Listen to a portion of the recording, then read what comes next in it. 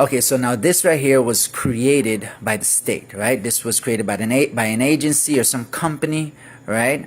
Upon me being born and brought into this world, the state registered an entity, an event, right? Was recorded, and this entity was registered. And this is the name of the child. We know that the child is property of the state. So this is property, right? So this is proof of property, let's say. But this was actually for the benefit of me, the living boy, the living man, living baby. So this is supposed to be, I'm supposed to be beneficiary of this. But what if, right, because I'm still holding on to this piece of paper right here, because I'm still holding on to this document right here, this creates space for there to be an assumption that I am trustee of this because I'm being entrusted with it. See, I have it with me still, right? Let's say that, right? So now, let's say now that there's an involvement at the court. So this is something with the courts right here, right? And now, see, now this is in the court system now. Now the court's dealing with in the court. They're doing a constructive trust, right? So now, wouldn't they assume that I'm the trustee, so I'll probably be held liable if there's any issues with this, right? So anyway, I'm reading the Trust Act of Belize.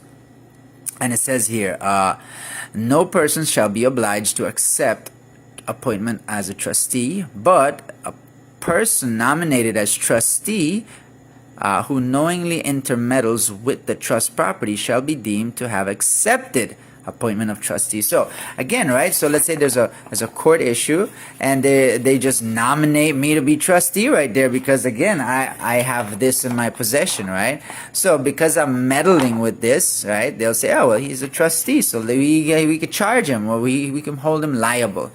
So let's keep reading. It says here, a trustee shall cease to be a trustee immediately upon the delivery of a notice of resignation under subsection 1 of this. Anyway, so imagine now, let's say I was to take this birth certificate right here, this piece of property right here, and in the back I was to write, you know what, I resign from any assumed or presumed trusteeship or fiduciary obligation of this, and if anything I would just reserve my position as beneficiary to this estate, right? And I give this back to them, and then they hand me back something acknowledging it, and now, okay, now I have proof that they received it, right? So that would then remove controversy, I believe.